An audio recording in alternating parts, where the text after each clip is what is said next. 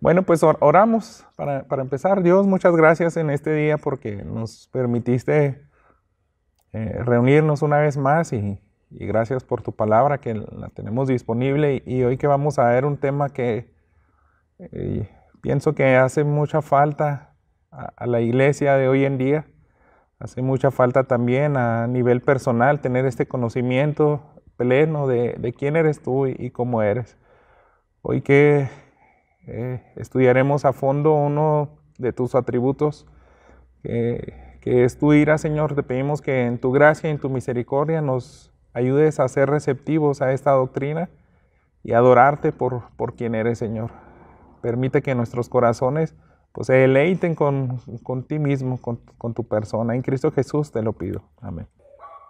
Estamos viendo el contenido del Evangelio y apartamos 5 domingos. Vamos en el número 4 y hemos estado hablando de el bosquejo que plantea este libro de Martyn Lloyd-Jones.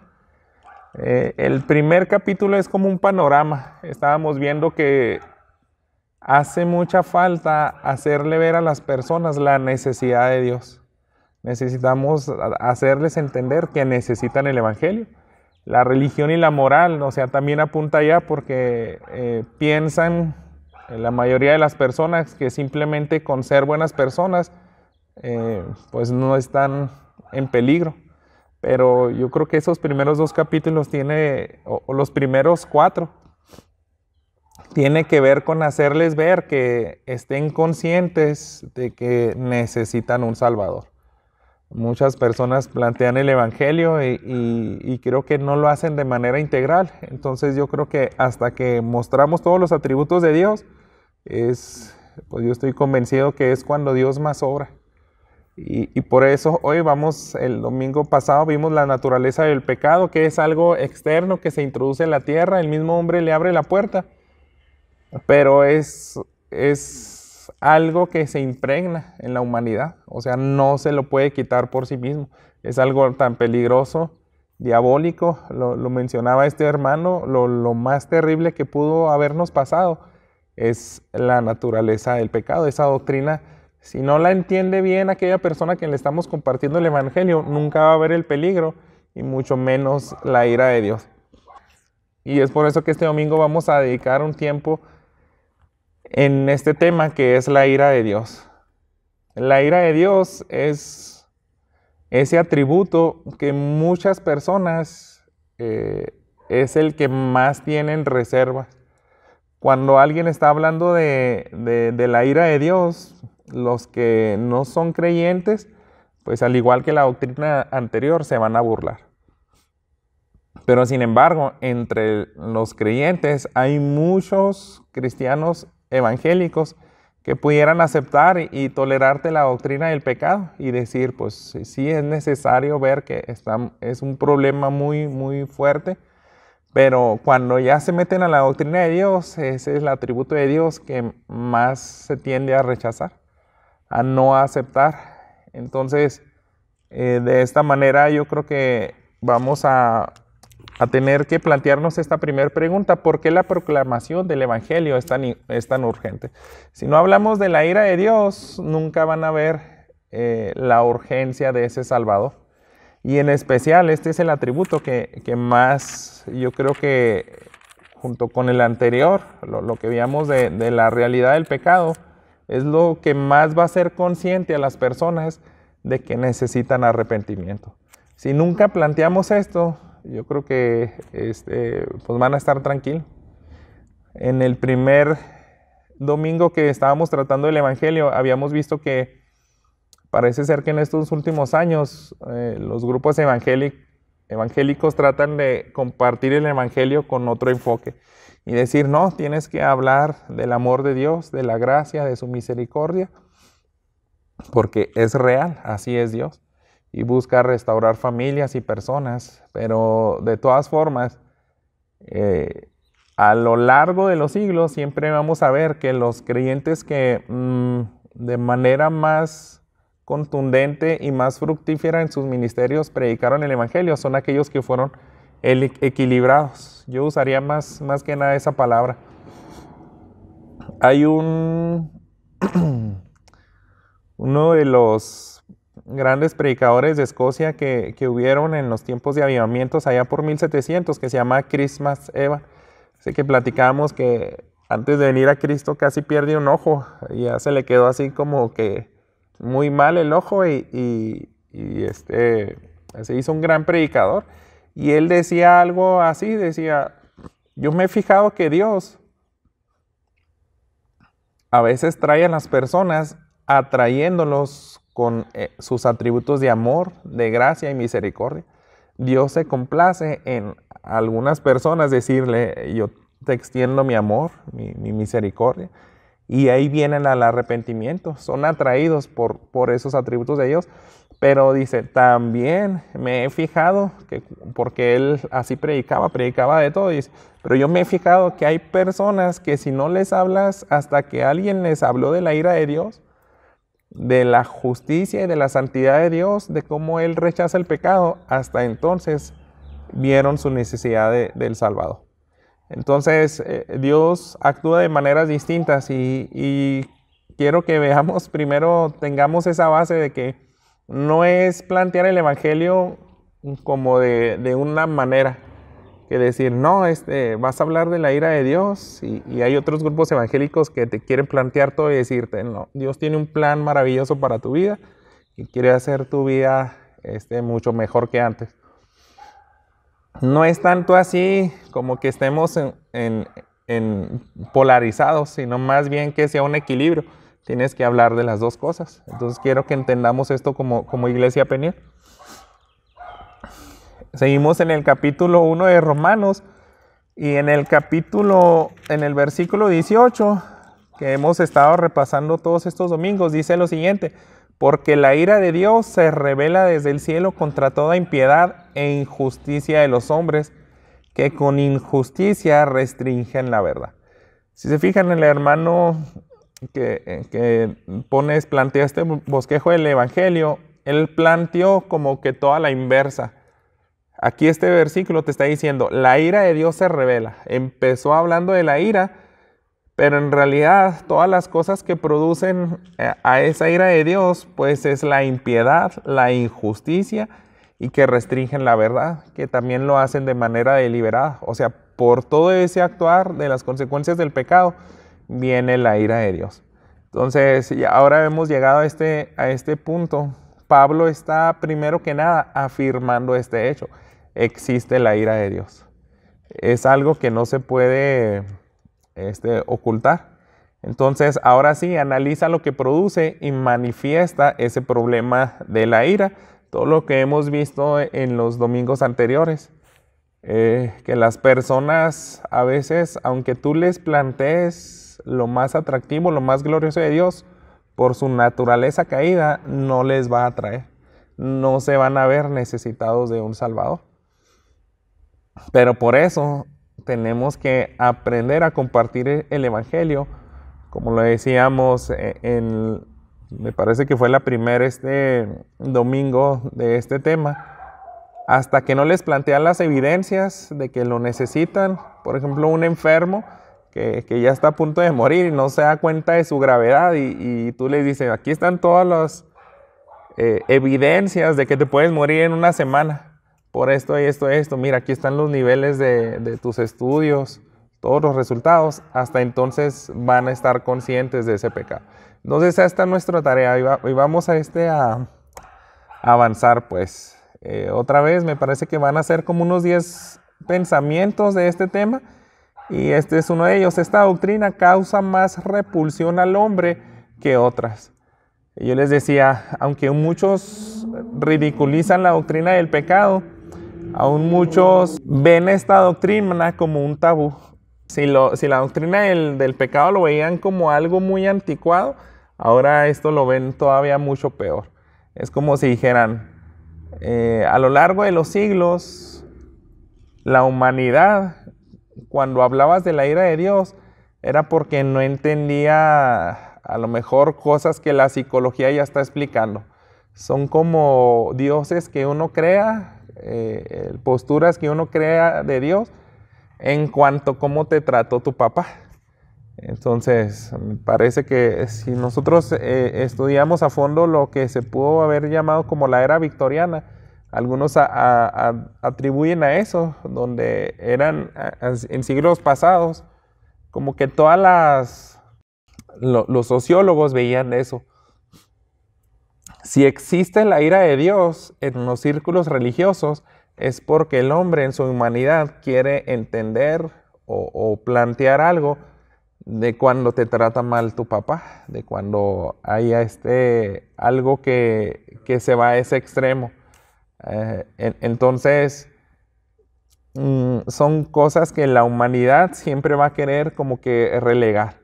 Va a decir, no, esto ya no es, estamos en otra era, estamos en otra época, donde la ira de Dios, pues no me preocupa. Es algo extremista, algo que los grupos religiosos inventaron como para tranquilizar a las personas. Pero cuando vemos la historia de la humanidad, es increíble, pero es una realidad de que en aquellas épocas donde más se entendía y se predicaba esta doctrina, más se refrenaba el pecado. Ahora se ha tratado de minimizar, de sacar, incluso los grupos evangélicos quisieran sacarlo y decir, no hables de la ira de Dios, habla de su amor, de su gracia, de su misericordia. Y eso ha repercutido mucho en el comportamiento pues de la humanidad. Se ha desenfrenado más el pecado porque menosprecian o minimizan la ira de Dios, que hay un pago justo ante el pecado. Y dice aquí, muchos piensan que Dios solo tiene un atributo, es como si nada más quisieran recalcar ese carácter de Dios y decir, no, es que tú estás equivocado, Dios es amor, Dios es alguien que quiere que todo proceda al arrepentimiento, y es verdad, nosotros no vamos a negar eso. Pero al mismo tiempo, por eso les digo, tenemos que ser honestos y mostrar a Dios tal cual es, de manera integral. Aunque muchos minimizan todos esos atributos como la rectitud, la santidad y la justicia, como que casi no les gusta hablar de esa cosa porque de ahí se desprende la equidad, el juicio y el castigo. Entonces, cuando alguien empieza a hablar de la justicia de Dios, dice, no, pues va a llevar un punto en donde te va a llevar a que si ejerces justicia y tienes pecado, pues viene la ira. Entonces, mejor vamos a tranquilizarnos y eso como que los relegamos. Vamos a pasarlos a segundo término, todos esos atributos de Dios. Y independientemente, algunos creyentes, aunque ya están convencidos de que existe ese atributo de Dios, de la ira, como que dicen, de todas formas, pues no hay que predicarlo. No creo que nos metamos en muchos problemas por omitir hablar de la ira de Dios. Pero pues es algo que estamos aprendiendo que no va a hacer que las personas conozcan a Dios de manera correcta. Nosotros siempre hemos dicho de que cuando tú planteas a Dios de una manera que no es, estás creando un ídolo. Alguien decía, si tú le cantas a tu esposa una canción y es una bonita poesía, hasta tú mismo te la inventaste y le hiciste buenas rimas y todo, y le estás hablando de sus atributos, que bonita güerita, ojos azules, y me gusta mucho, no sé, a lo mejor hasta sus medidas, pero la escucha tu esposa y dice, pues yo no soy güera, yo no tengo esos atributos, ¿para qué me haces una canción así? Entonces es lo mismo, o sea, podemos plantearles a Dios de una forma que en realidad estamos creando un ídolo, estamos adorando algo que no existe. Y es una declaración ofensiva decirle a un cristiano evangélico, estás en peligro de convertirte en un idólatra, porque tú no estás adorando a Dios en todo el sentido de su palabra. Entonces te vas a meter en problemas con muchos cristianos evangélicos si empiezas a contemplar esta doctrina de la ira de Dios. Entonces, Dice este hermano, el concepto de autoridad se ha considerado sinónimo de tiranía. Así ven a Dios. Siempre que habla de su autoridad y su derecho de la justicia, es como un Dios tirano terrible que para nada refleja amor. Entonces no les estés mostrando eso a las personas.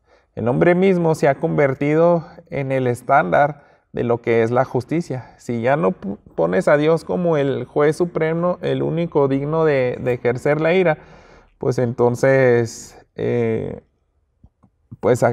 quién recae ahora el estándar de la justicia? Pues en el hombre. Dios es alguien que no castiga, Dios es alguien que es únicamente un Dios de amor, entonces no desea castigar a las personas. Y yo creo que sería bueno plantearles razonamientos, así como decirle, si alguien viene, asesina a tu familia, y lo hizo así deliberadamente. Y lo juzgan y el juez le dice, le dice a esta persona al juez, se ve muy bonachón usted. ¿Qué le parece si me la pasa? Perdóneme, le aseguro que ya no lo vuelvo a hacer. Pero tú sabes que los torturó, los hizo sufrir deliberadamente y se deleitó en la muerte de tu familia. Y el juez dice, está bien, soy un juez misericordioso, bondadoso, te lo perdono. No te voy a dar el castigo que te mereces. Entonces nosotros, nuestra natural respuesta a ese juez es que es alguien injusto. Si existe el pecado, tiene que haber una ira ante ese pecado. Entonces no podemos separar esas dos realidades. En el momento que nosotros tratamos de plantear de que Dios no es un Dios de ira, se está convirtiendo Él mismo en un Dios injusto. Si Él no expresa desagrado por el pecado, entonces quiere decir que se está haciendo cómplice del pecado. O sea, como decirle, no, pues el pecado no pasa nada. Pero es todo lo contrario. A lo largo de toda la humanidad veíamos el domingo pasado citas como la del diluvio. Porque llegó a ese punto Dios de exterminar la tierra, porque los entrega a sus deseos, a sus pasiones, porque vio que ya estaban desenfrenados. Vamos a ver un poquito más de eso adelante. Quiero avanzar más rápido esto porque siempre al final cuando empiezo a plantear las citas bíblicas me dan ganas de quedarme más tiempo y voy a tratar de avanzar más rápido aquí. ¿Cómo respondemos a todo esto? Si los mismos evangélicos, aparte de los que no son creyentes de Dios, les cuesta trabajo aceptar de que la ira de Dios es terrible y que es justa y que es una realidad y que ellos están en peligro, porque es lo mismo que dice el versículo 18, la ira de Dios se revela desde el cielo contra toda impiedad y injusticia de los hombres. ¿Cómo le hacemos para que vean ese peligro? Entonces, primero que nada, pues hay que confiar en los efectos de la predicación. Cuando nosotros hablamos de este atributo de Dios, debemos de confiar de que va a producir un efecto de rendición a Dios. De hecho, el hermano Martin Lloyd-Jones dice que él afirma y asegura que por eso mismo se han vaciado las iglesias. A veces uno quisiera y decir, no hables de la ira de Dios porque pues nadie va a querer venir. Pero dice, no, al contrario. Yo me he fijado, él escribe este libro hace como unos 60, 70 años, allá en Inglaterra, y dice, aquí en nuestro país ha pasado todo lo contrario. Cuando ya dejaste de hablar de la ira de Dios, a nadie le interesa venir a la iglesia porque ya no ve ese peligro. Entonces, si se pasa a Dios en un segundo plano, pues la sociedad ya no va a tener más temor de Dios. Debe ser equilibrado. Hablar de su amor, de su gracia, pero también de su ira. Dice, la ira es una parte tan vital de la revelación como el amor. Y es porque si no comprendemos ese grado de peligro al que somos expuestos, como es el infierno, un lago de fuego eterno que no tiene fin, esa ira, hasta que no nos quede bien claro qué tan grande es la ira de Dios, nunca vamos a entender también la dimensión tan grande del amor de Dios. Si alguien te dice, por ejemplo, en Lucas 2, cuando los ángeles anuncian a los pastores, ha venido un Salvador que es Cristo Jesús y nació en Belén. Pero esas palabras del que vino un Salvador nunca van a cobrar sentido hasta que tú no entiendas de qué te salva. Porque pues van a decir, no, pues Salvador de qué, yo estoy aquí a todo dar. No pasa nada. El Dios que siempre me han enseñado mis padres y la iglesia dice que tiene gracia, perdón, misericordia, y cuando esté delante de Él, pues no va a pasar nada. Él me va a perdonar todo, ¿no? Y aunque sí es una realidad, pero también es otra realidad, ese atributo de su ira. Y a veces es muy difícil decir que esa ira es inflexible, pero vamos a ver más adelante unos pasajes de que así es. La ira de Dios es inflexible a tal grado de que todos los atributos son perfectos. Si Él es un Dios infinito, si es eterno, si ha existido siempre y siempre existirá, todos sus atributos son infinitos. Su amor es infinito porque es el único Dios que puede librarnos de su ira infinita. Entonces, si hay pecado en nosotros, su justicia no va a dejar que nadie se pase de listo. A todos los va a hacer rendir cuentas. Nadie se va a escapar de su justicia. Y si tú pecas contra Él, pues esa ira es inflexible porque te va a tener en el infierno una eternidad. Aunque tú le digas, ya pasé 1,000 millones de años, ya dame un descanso. Y Él va a decir no. Por eso a veces es bien difícil decir que su ira es inflexible y es terrible, es infinita. Pero a la vez, cuando entendemos eso y vemos el único mediador que nos puede evitar esa ira, hasta entonces vamos a entender que su amor también es infinito. Cuando el pecado abundó, sobreabundó la gracia. Por eso, nadie va a entender bien, perfectamente a Dios en su atributo de amor y gracia hasta que no entienda bien su ira y su justicia. La ira de Dios es la explicación del estado actual del mundo. Y la mayor prueba de esto es su mismo pueblo de Israel. Desde que salen de Egipto, desde que los formaliza como nación, Él manifiesta su ira. Eran en los censos 600,000 hombres de a pie y todos se rebelan delante de Dios y les asegura y les promete, ustedes no van a entrar a la tierra prometida. Y efectivamente a esos 600,000 varones mata. Seguramente también a mujeres, ¿no? En el censo nada más se contaba por los hombres aptos para la guerra, pero se cree que eran 2 millones de personas. Y nada más entraron esa generación que estaba de brazos o de niños pequeñitos. En esos 40 años Dios se encargó de aniquilar a todos. Y vemos juicios bien terribles como aquel que le abre la tierra y se pecó un hombre, echen ahí también a sus esposas y a sus hijos, a sus animales. Y son cosas así bien tremendas donde uno dice, es muy difícil ver a Dios así, pero ahí está en la Biblia. Entonces, esa ira se ve a lo largo de la historia en el pueblo de Israel, pero también se ve en los 70 años de cautiverio que ellos tuvieron, no nada más en el castigo en el desierto, también en el tiempo de los jueces. Cada rato Dios permitía que los filisteos y las naciones de alrededor los oprimieran.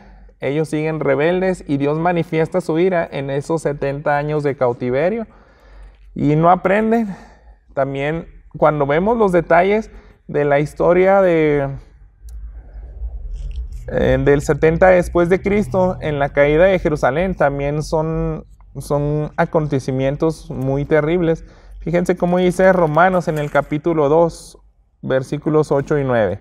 Pero a los que son ambiciosos y no obedecen a la verdad, sino que obedecen a la injusticia, ira e indignación.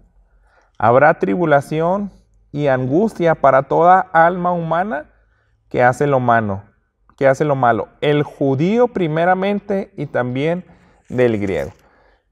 Y si se fijan, si Dios aparta a una nación y le dice, tú vas a ser mi hijo, te voy a dar mis mandamientos. Quiero que todas las naciones sean benditas a través de ti. Pero si a esos mismos hijos que tanto ama y tanto anhela introducirlos a la tierra prometida y bendecir a todas las naciones, sobre ellos mismos dice, yo estoy dispuesto a derramar mi ira mucho más fuerte en ustedes. Principalmente en ustedes, pero también a todas las naciones. Entonces, ¿qué significa? Que esa ira de Dios es real. Esa ira de Dios está actuando en el mundo y basta nada más con ver toda la historia de Israel. Es más, hasta el holocausto de Hitler. ¿A quienes eran el objeto principal de quienes sufrieron esas persecuciones? Pues los judíos. Dice, cuanto más pecan, más proclaman su existencia. Y esto tiene que ver con Romanos 1:24. Fíjense cómo dice aquí. Por lo cual Dios los entregó a la impureza en la lujuria de sus corazones, de modo que deshonraron entre sí sus propios cuerpos. Esto es un juicio. Esta es una manera en la cual se manifiesta la ira de Dios. Cuando Él deja que hagas todo lo que se te dé la gana. Eso es una expresión donde tú pensarías que Dios está muy pasivo. Es todo lo contrario. En el momento que deja que tú te desenfrenes, eso va a hacer que tú acumules ira e ira y más ira hasta el día del juicio final. Porque Él mismo está entregándote a ese juicio. Yo te aborrezco tanto que voy a hacer que sigas acumulando ira para el día del juicio. ¿Quieres revolcarte en esos pecados? Voy a permitirlo para que cuando llegue el momento en que yo tenga que aplastarte por una eternidad, así va a suceder. Entonces, eso está implícito en este versículo. Por eso, cuanto más pecan las personas y cuanto más se desenfrena la maldad, muchos les cuesta trabajo de ver esto, pero es esa realidad de que Dios, hay muchos pasajes en los Salmos, por ejemplo, también en Eclesiastés, muchos dicen, ¿por qué el injusto vive como si nada? No le pasa nada. Nosotros vemos, o sea, uno quiere hacer bien las cosas, tratas de honrar a Dios y su palabra y no te va tan bien como ellos. Ellos se mantienen defraudando a las personas y tienen hasta salud, hasta se mueren ya muy grandes. Pero en eso es un salmo de Asaf. Más o menos vienen agrupados esos salmos de Asaf como en el capítulo 70 o en el 100, no recuerdo. Pero él dice, yo estaba a punto de envidiarlos hasta que vi el fin de ellos. Yo estoy viendo que Dios va a derramar su ira a todas esas personas que en un momento nosotros vimos como que estaban desenfrenados, como que no pasaba nada. Pero en realidad la ira de Dios se está manifestando ahí. Cuanto más pecan, más proclaman su existencia. Porque Dios mismo es el que quita ese freno. Cuando alguien insiste, y puede ser a nivel personal o a nivel nación. De decir, queremos destruir a la familia y todos empiezan a insistir, a apoyar. Y nosotros vamos a escuchar cada rato en la escuela donde yo voy. Pues yo veo que en muchas empresas ya ponen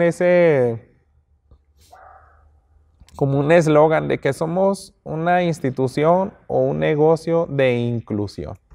Entonces como que todos ya empiezan a decir, no, aquí puede venir el que sea, el que tenga las preferencias sexuales que se le dé la gana, nosotros somos tolerantes. Entonces ahí Dios también va a tomar cartas sobre el asunto, tanto como una nación puede entregarlas a ese desenfreno. Y lo hemos visto. Último, prediquemos la ira de Dios a esta era que tanto lo necesita. Entonces es una invitación porque miren, tenemos que hacernos bien esta pregunta. ¿Qué pueden esperar quienes niegan aceptar el mejor regalo de Dios? Si Dios dio a su Hijo para que muriera y fuera ese intercambio por los que merecíamos estar en la cruz, en una eternidad bajo la ira de Dios, y nosotros nos atrevemos a rechazar esa oferta de salvación, ¿qué les espera al hombre? Entonces es ahora sí, sin remedio, esa ira que lo va a aplastar por una eternidad.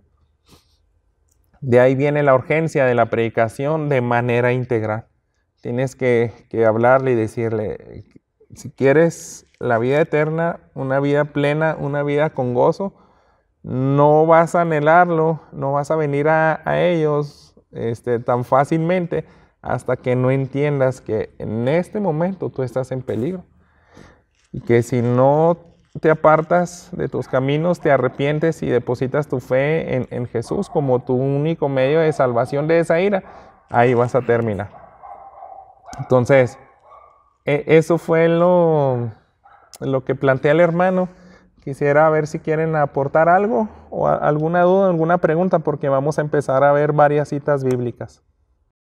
Yo estoy teniendo unas clases con un hermano que junta a varios pastores de distintas denominaciones, de distintos países, y nos comparte cosas interesantes. Y precisamente me parece que la última clase que tuvimos estábamos hablando acerca del mensaje de los profetas, que son en dos vertientes principales: la ira y juicio de Dios, y también la restauración y su gracia.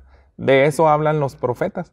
Pero ahí se me tocó un alumno que él venía de una iglesia, no sé si tipo de asambleas o neopentecostal, y dice, pues nosotros acostumbramos a profetizar mucho, pero créeme que tengo tantos años en la iglesia y nunca había visto que también los profetas hablaban de juicio.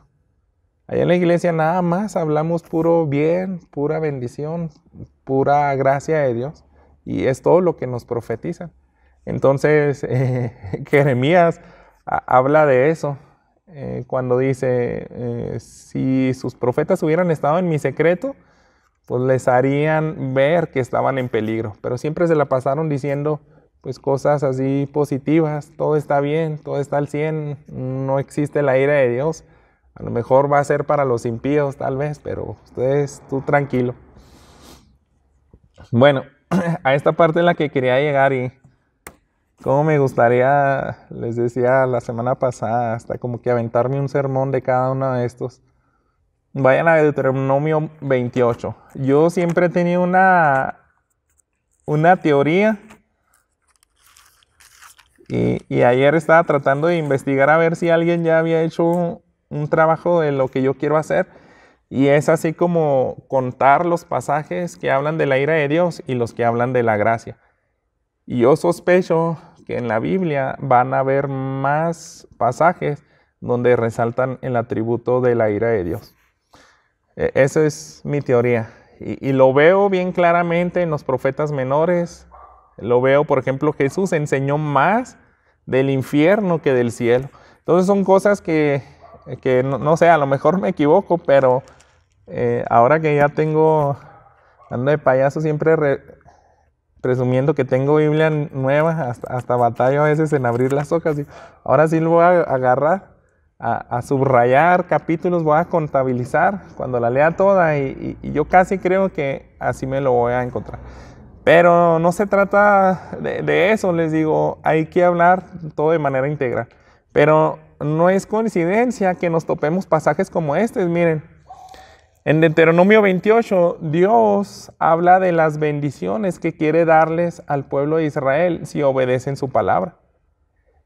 Y todo eso se resume en los versículos 1 al 14. Pero lo más interesante es que cuando habla de las maldiciones, no son otros 14 versículos. Se va desde el 15, avanza y empieza a ser bien explícito de cómo va a derramar su ira si ellos son desobedientes. A tal grado que llega hasta el versículo 68. Entonces creo que usó 44 versículos de la ira de Dios. Y simplemente hay hechos así en la Biblia donde tenemos que ser bien honestos y decir, ¿por qué Dios se tomó la molestia en aclararnos más las consecuencias de nuestra desobediencia y menos en su amor? Yo también siempre los he dicho, veo implícito su amor. Él quiere evitarnos eso. Es otra manera de explicarnos su amor. Yo no quiero derramar esto sobre ustedes, pero lo voy a hacer si me llevan a ese límite, porque yo también tengo mucha paciencia. Mi paciencia también es infinita, pero también tengo ira y tengo que ejercer la justicia.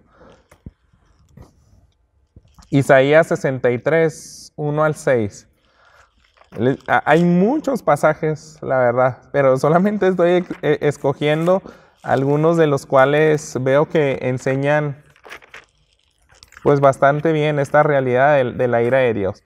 Siempre he querido hacer esto. Ya hace mucho que no van testigos de Jehová a la casa, ni mormones, no sé si por la pandemia, pero siempre he querido ponerlos a leer este pasaje de Isaías 63, porque los testigos de Jehová también eliminan el infierno. No les gusta ver que ese Dios, ese Jehová al cual ellos adoran, es un Dios de ira. Pero en estos versículos es una manera en la cual se manifiesta la ira de Dios de una manera tan clara. Se describe y cuando estudiamos a fondo esto, también apunta a la cruz, apunta a lo que va a hacer Jesús también en la consumación de los tiempos, y también lo que ya hizo al vencer a sus enemigos en la cruz. Déjenme leérselos en esta versión, y el simple lectura sin explicación nos va a mostrar esa realidad. Dice: ¿quién es este que viene de Edom, de Bosra, con vestiduras de colores brillantes, este majestuoso en su ropaje que marcha en la plenitud de su fuerza? Soy yo, que hablo en justicia, poderoso para salvar. ¿Por qué es rojo tu ropaje y tus vestiduras con las del que pisa el lagar? Es como un tipo de conversación de Isaías con Dios. Y aquí empieza a hablar Dios. El lagar lo he pisado yo solo. De los pueblos, ningún hombre estaba conmigo. Los pisé en mi ira y los aplasté en mi furor. Su sangre salpicó mis vestiduras y manché todo mi ropaje. Porque el día de la venganza estaba en mi corazón y el año de mi redención había llegado. Miré y no había quien ayudara. Me asombré de que no hubiera quien apoyara. Entonces mi propio brazo obtuvo salvación por mí, y fue mi propio furor el que me sostuvo. Pisoteé los pueblos en mi ira, los embriagué en mi furor y derramé su sangre por tierra. ¿Por qué Dios incluye este tipo de pasajes en su palabra? Hay muchos cristianos evangélicos que jamás van a predicar de esto. Y si por ellos quisieran, eliminarían estos versículos de sus Biblias. Pero pues obviamente se van a meter en problemas, ¿no? Porque hay un juicio si agregamos o quitamos esto. Pásense al capítulo 66, ahí mismo en Isaías, en un sermón de Jonathan Edwards. Él hacía también alusión de que esto también, a su parecer, se puede referir a todas aquellas personas que van a terminar en el infierno. Dice el versículo 23, y sucederá que de luna nueva en luna nueva y de día de reposo en día de reposo, todo mortal vendrá a postrarse delante de mí, dice el Señor. Y cuando salgan verán los cadáveres de los hombres que se rebelaron contra mí, porque su gusano no morirá, ni su fuego se apagará, y será el horror de toda la humanidad. Él describe así, cuando estén todos en el infierno, en el lago de fuego, también los ángeles y los que fueron redimidos en gloria van a ver de por era y por los siglos de los siglos que Dios sigue ejerciendo esa ira, y le vamos a adorar si nosotros estamos del lado de Dios. Lamentaciones 3:38. Este es un pasaje muy interesante para algunos, pues. A aquellos que les cuesta mucho trabajo ver que Dios es el que crea el mal, como que quisieran justificarlo o defenderlo y decir, no, si existe el mal, pues es culpa del hombre o del diablo. Es cosa del diablo, no te metas con Dios. Dios es un Dios santo, bueno. Pero fíjense cómo dice el 3:38. No salen de la boca del Altísimo tanto el mal como el bien. Y dice el 42 al 46, nosotros hemos transgredido y nos hemos rebelado. Tú no has perdonado, te has cubierto de ira y no has perseguido. Has matado y no has perdonado. Te has cubierto de una nube para que no pase la oración. Basura y escoria nos has hecho en medio de los pueblos. Han abierto tu boca contra nosotros todos nuestros enemigos. Y en la 60 creo que dice que yo creo el bien y el mal. Entonces se fijan, si él ejerce y ordena juicio y lo malo, castigo y miseria, es porque procede del mismo Dios. Son pasajes así muy interesantes que cuando nosotros estemos compartiendo el Evangelio, obviamente, pues que Dios nos dé sabiduría. No sé si es muy bueno de que pases a lo mejor mostrando varios atributos, pero cuando llegues a este atributo de la ira, tienes que llevarlo en estos pasajes. O simplemente avanza cronológicamente desde Génesis hasta Cristo y ellos se van a dar cuenta de esa realidad de la ira de Dios cuando toquen pasajes como este. Lamentaciones es un libro que lo van a entender mucho mejor cuando lean todo Jeremías, cuando vean todo lo que pasa en esos años de cautiverio y la rebelión que es tan descrita así tan claramente en Jeremías, van a ver por qué el castigo de Dios fue justo. Fíjense, no hace mucho yo predicaba de Ezequiel y me di cuenta que 2/3 partes de los capítulos de Ezequiel hablan de la ira de Dios y 1/3 parte habla de la restauración, o 1/4 parte, eran como 15 capítulos nada más que hablaban de la restauración de Dios, esos atributos de gracia y misericordia. Pero leamos cómo dice el versículo 11 al 13. Por tanto vivo yo, declara el Señor Dios, que por haber profanado mi santuario con todos tus ídolos detestables y con todas tus abominaciones, yo me retiraré. Mi ojo no tendrá piedad y tampoco perdonaré. Ya nada más con eso es así como que terrible.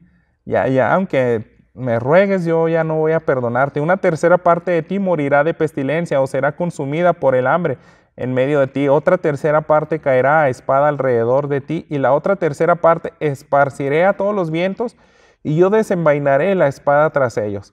Se desahogará mi ira, saciaré en ellos mi furor y me vengaré. Entonces sabrán que yo soy el Señor. Esa es la frase que aparece 73 veces en Ezequiel. Hasta que yo manifieste mis atributos, vas a ver que yo soy el Señor. Pero lo interesante es que cerca de 50 veces en Ezequiel dice esta frase en el contexto de su ira. Cuando yo derrame mi ira, ahí me vas a conocer.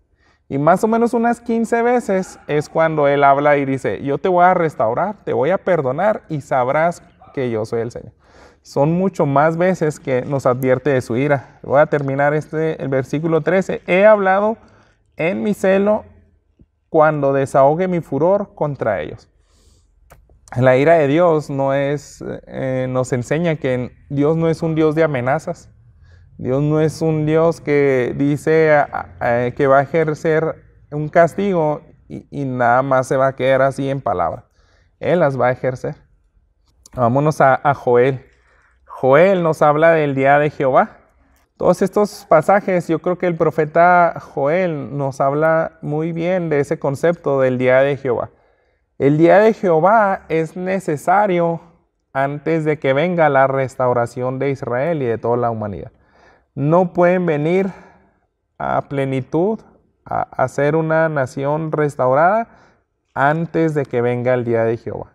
Entonces es necesario que hablen de eso. Joel 1:15 dice, ay de ese día porque está cerca el día del Señor y vendrá como destrucción del Todopoderoso. Capítulo 2, 1 y 2. Toquen trompeta en Sión y suenen alarma en mi santo monte. Tiemblen todos los habitantes de la tierra, porque viene el día del Señor, ciertamente está cercano. Día de tinieblas y densas sombras, día nublado y de densa oscuridad. Como la aurora sobre los montes se extiende un pueblo grande y poderoso, nunca ha habido nada semejante a él, ni tampoco lo habrá después por muchos años de muchas generaciones. Entonces, Él advierte el castigo a Israel. Si ustedes siguen empeñados en adulterar, en honrar a otros dioses en lugar de mí, yo los voy a entregar a ese juicio terrible. Entonces nos habla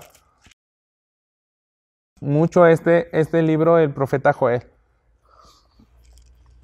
Nosotros tenemos los profetas menores en nuestras Biblias separados como libros independientes, pero en realidad los judíos se habla el libro de los 12. Todos los que son los profetas menores era un solo tomo que alguien recopiló ya a finales, ¿no? De cuando estaba a punto de entrar los 400 años del silencio, poco tiempo después de Malaquías. Entonces muchos se lo atribuyen a Malaquías. Él recopila todos estos libros y todos los profetas menores te hablan de la ira de Dios. Todos, sin excepción ninguno. También te hablan del amor de Dios, de su paciencia, de su misericordia, de que los llama al arrepentimiento. Pero yo sí veo muy claro aquí que van a ver que habla más de la ira de Dios. Por ejemplo, Nahum, muchos quisieran quitarlo de la Biblia porque en ese libro absolutamente nunca se habló de la gracia, del amor de Dios. Solamente fue juicio. Y Nahum, yo sí les invito a que algún día vean por qué Dios nos deja un libro como Nahum. ¿Por qué Dios nos deja un libro donde se describe de una manera tan impresionante la ira de Dios? Yo hasta lo catalogaría tal vez en literatura poética, porque sí está bastante bien elaborada esa lectura. Y yo les invito a agarren el libro de Nahum, analícenlo y díganle a Dios, ¿por qué dejaste este libro donde nada más muestras tu ira? Y todos los atributos de Dios nos deben de llevar a la adoración y decirle, solamente tú eres justo, solamente tú mereces ejecutar esa ira y nadie más. Fíjense cómo dice Santiago 1:20. Pues la ira del hombre no obra la justicia de Dios.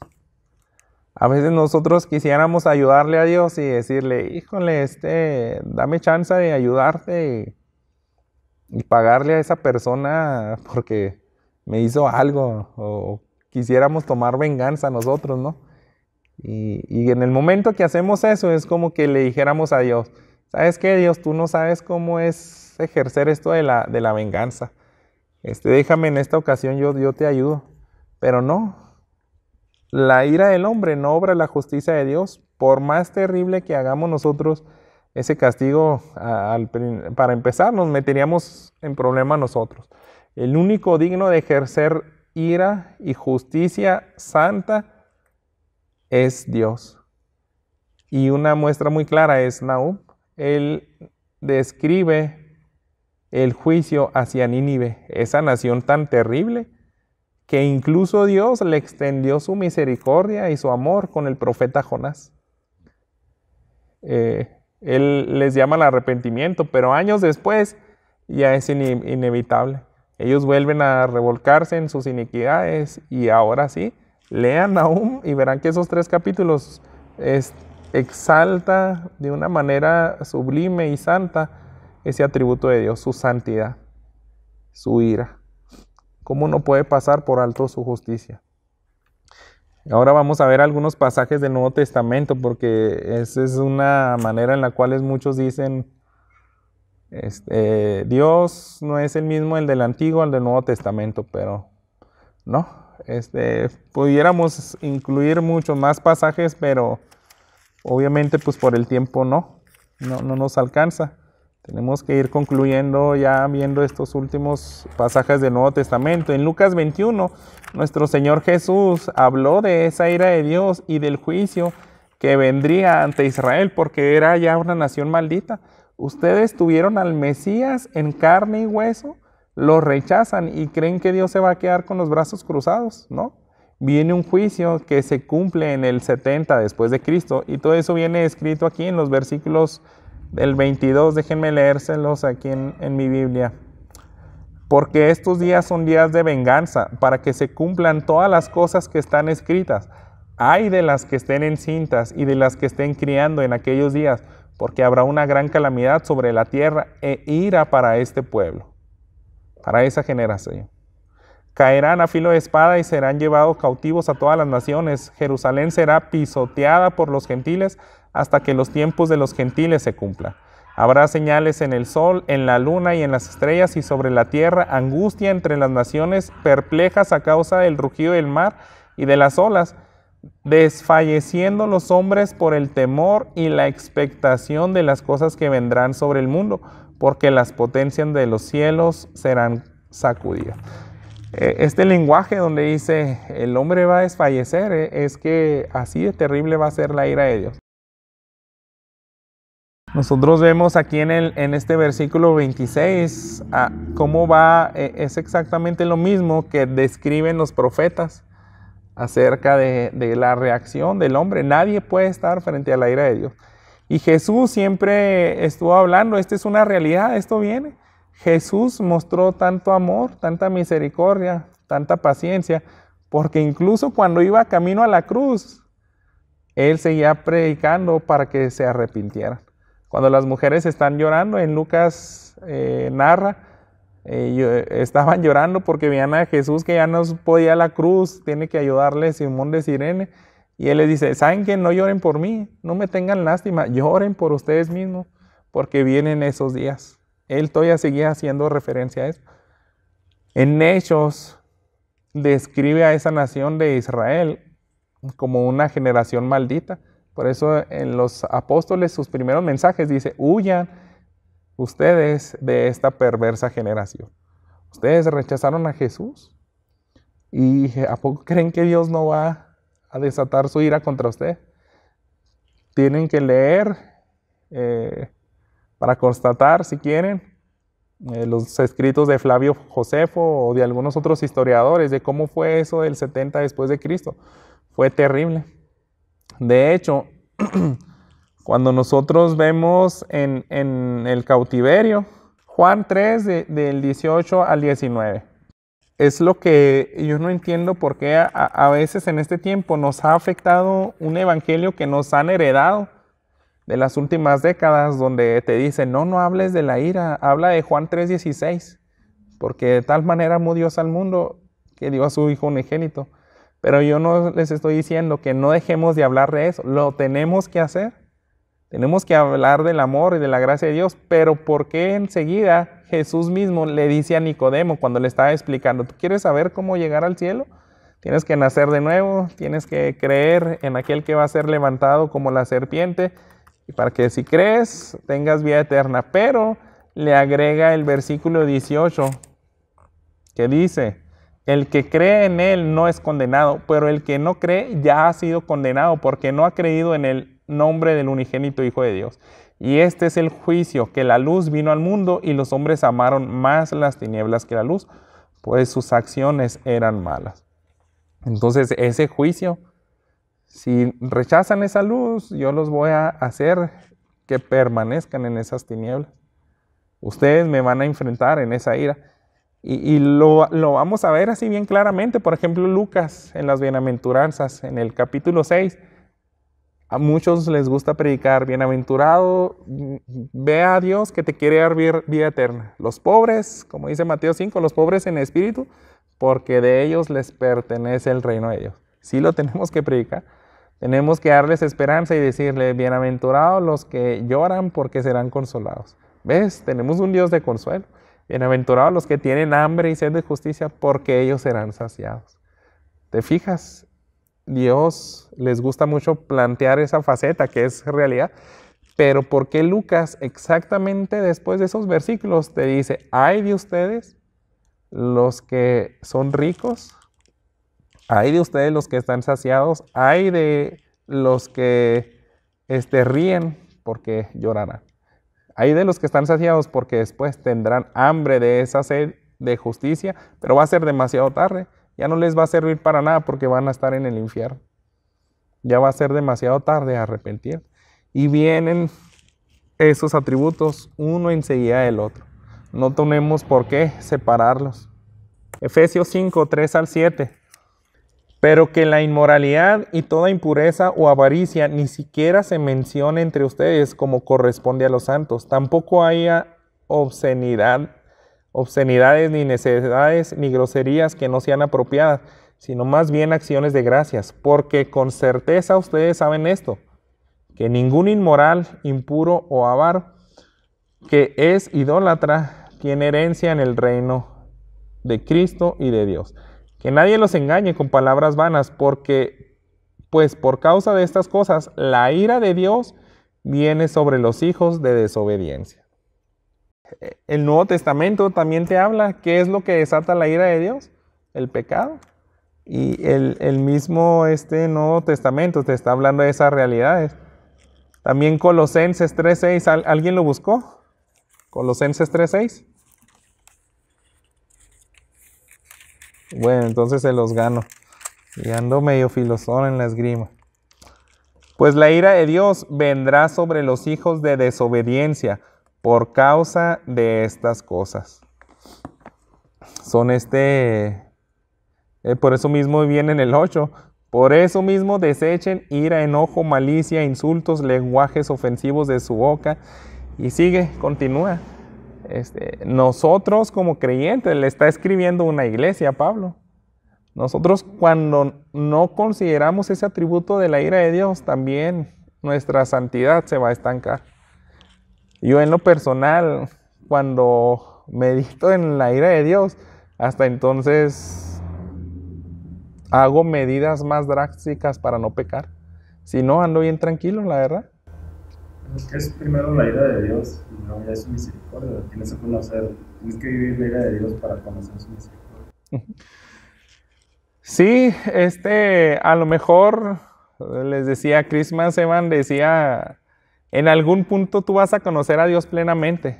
Tal vez no conoces a tal grado la ira de Dios hasta que eres salvo y experimentaste su misericordia. Tal vez más o menos puede ocurrir también como le pasó a Martín Lutero. Él primero entendió la justicia de Dios y como todavía no entendía, más bien primero entendió la ira de Dios y después supo que necesitaba la justicia perfecta, pero todavía no descubría que era por fe, como la tenía que obtener. Y ahí es donde casi se vuelve loco porque decía, ¿cómo le hago para obtener esa justicia? En su trasfondo como monje trataba de hacer penitencias y cada rato lo encontraban haciendo cosas muy, muy extremas. Dicen que a veces amanecía casi desnudo en invierno, como para mortificar su carne y el pecado, porque él decía, estoy bajo esa ira de Dios y necesito encontrar esa justicia, pero todavía no sabía cómo. Hasta que entendió que es por fe, pudo experimentar el amor de Dios y su gracia. Y así es, yo creo que es una manera también de llegar con Dios. Y obviamente yo allá en Cri les compartí hace como 3 semanas a una pareja que discipula a mi suegra y ellos están entendiendo el evangelio, me parece que ya se congregan y todo, pero yo les decía, a veces nada más conforme a los años y conforme creces en el conocimiento de Dios, vas a ver más claramente qué tan pecador eres, qué tan grande es la ira de Dios. A veces va a ser progresivo ese entendimiento, te lo va a ir abriendo Dios poco a poco. Antes tú te consideraste un pecador y te arrepentiste y viste la gravedad de que ibas a una eternidad sin Cristo y por eso ejerciste fe y rogaste por misericordia. Pero no se acaba ahí. Colosenses 2:6 dice, de la manera que conociste a Cristo, así anda. Si tú te arrepentiste, si tú te humillaste, si tú depositaste la fe, tienes que seguir creciendo en eso. Y entre más conoces los atributos de Dios, te vas a ver más como un pecador, más grave tu pecado y vas a ver a Dios más santo que antes. Eso es lo normal, lo natural, que crezcamos a la estatura del varón perfecto. Pero bueno, vamos a ver Apocalipsis, último versículo. Este sí es la consumación de todo. Ya no le he echado ganas con mi hijo, pero quiero que se memorice este pasaje. ¿Cómo me gustaría que memorice bien todos estos versículos? Por si algún día se descarría. O sea, a mí no me garantiza nada que sea un hijo de pastor y Yo mismo también no me descargué, yo soy hijo de pastor y hay temporadas donde pues te dejas seducir por el mundo, pero he visto que hay tantos testimonios de personas que vuelven al camino por recordar los versículos que memorizaban de niños, lo que les inculcaron sus padres. Y fíjense, este pasaje es impresionante. Del 11 al 21. Vi el cielo abierto y apareció un caballo blanco. El que lo montaba se llamaba Fiel y Verdadero. Con justicia juzga y hace la guerra. Sus ojos son una llama de fuego y sobre su cabeza hay muchas diademas. Tiene un nombre escrito que nadie conoce sino él. Está vestido de un manto empapado en sangre y su nombre es el Verbo de Dios. ¿Se fijan? Está hablando de Cristo. Él vino aquí como hombre, vino y mostró misericordia, amor, extendió gracia y misericordia, sanó a miles de personas. Pero va a venir otra ocasión donde ahora Él va a venir en otro sentido, en un juez. Va a derramar su ira. Fíjense, los ejércitos que están en los cielos vestidos de lino fino, blanco y limpio, los seguían sobre caballos blancos. De su boca sale una espada afilada para herir con ella a las naciones y las regirá con vara de hierro. Él mismo pisa el lagar del vino del furor de la ira del Dios Todopoderoso. Jonathan Edwards decía, si nada más hablaras de la ira de Dios, sabrías que es un atributo infinito, pero aquí te está diciendo del furor y de la ira del Dios Todopoderoso. O sea, es indescriptible, no, es inefable, no puedes hallar palabras para describir qué tan grande es esto. En su manto y en su muslo tiene un nombre escrito, Rey de Reyes y Señor de Señores. Vi un ángel que estaba de pie en el sol, clamó a gran voz diciendo a todas las aves que vuelan en medio del cielo, vengan, congréguense para la gran cena de Dios, para que coman carne de reyes, carnes de comandantes y carne de poderosos, carnes de caballos y de sus jinetes y carne de todos los hombres, libres y esclavos, pequeños y grandes. Entonces vi a la bestia, a los reyes de la tierra y a sus ejércitos reunidos para hacer guerra contra aquel que iba montado en el caballo blanco y contra su ejército. Y la bestia fue apresada junto con el falso profeta que hacía señales en su presencia, con las cuales engañaba a los que habían recibido la marca de la bestia y a los que adoraban su imagen. Los dos fueron arrojados vivos al lago de fuego que arde con azufre. Los demás fueron muertos con la espada que salía de la boca de aquel que montaba el caballo, y todas las aves se saciaron de sus carnes. Yo creo que es un atributo que nos debe llevar a la adoración y decirle, nada más tú puedes ejercer esa justicia y algún día lo vas a hacer. Y es lo que yo le digo a mi hijo. ¿Tú quieres estar del lado de Jesús o en contra de él? Porque esto va a pasar. ¿Quieres estar del lado del Cordero? Tienes que creer en él. Si no, lo vas a enfrentar. Vas a estar en la otra posición. Y nadie podrá estar de pie. Entonces, estos pasajes, esta doctrina es esencial para que las personas vengan a la salvación. Agregué una última lámina. Ese es un cuadro de la cronología de la vida de los profetas. Esos 70 años de cautivos, ahí están los profetas mayores y los profetas menores, los que vienen del lado izquierdo, Abdías, Joel, Miqueas, fueron todos esos cuando Asiria oprimía a las dos naciones, al reino del norte y al reino del sur. Y si se fijan, ahí está claramente la misericordia de Dios, la paciencia. Si le agregamos los profetas Eliseo y Elías, que todavía son más atrás que ellos, vamos a ver que ellos tuvieron más de 400 años apercibidos, llamándoles al arrepentimiento. Y todos esos profetas les decían a Israel, va a venir la ira de Dios, arrepiéntanse. Oseas es una realidad que cuando tú ves el contenido, 9 capítulos, no, tiene 15 capítulos. Hasta el capítulo 11 empieza a hablar de la restauración. Y así es más o menos el patrón en todos ellos. Todos ellos hablaron más de la ira de Dios que de la restauración y del amor y de su justicia. Pero a veces yo creo que tenemos que verlo así.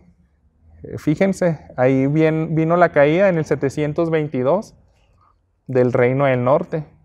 Y de todas formas, ahí con Nahum, Sofonías y Habacuc, que fueron los profetas en el tiempo de Nabucodonosor, ahora otro imperio, Babilonia, siguieron con ese mismo mensaje, pero ellos, necios, en el tiempo de Jeremías, Ezequiel y Daniel, se ve que no se arrepienten y aún en ese cautiverio, pues ahora sí tienen la caída de Jerusalén en el 586. Después, los últimos profetas post-exilios, Ageo, Zacarías y Malaquías, ya en el tiempo del reino de los persas, ellos también hablaron exactamente lo mismo.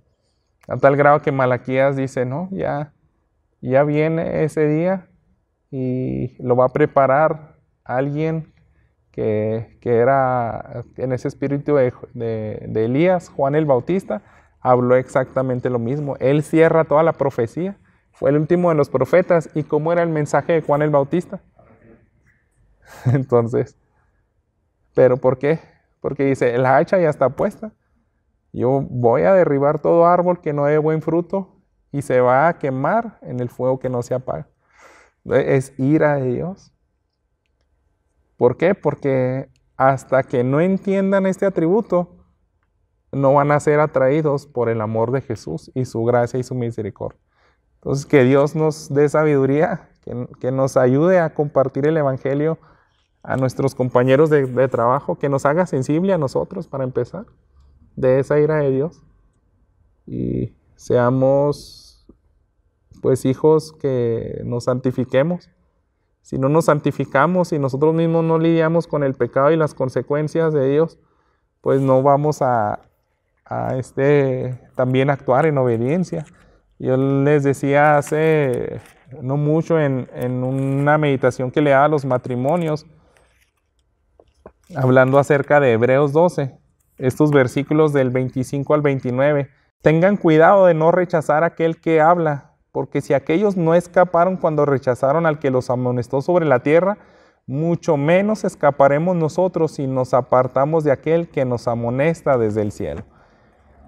Versículo 26, su voz hizo temblar entonces la tierra, pero ahora él ha prometido diciendo, aún una vez más yo haré temblar no solo la tierra, sino también el cielo. Está hablando de que ustedes vieron toda la gloria de Dios ahí en el Sinaí cuando demostró su ira, que parecía como un volcán en erupción en el monte Sinaí y les dio los 10 mandamientos.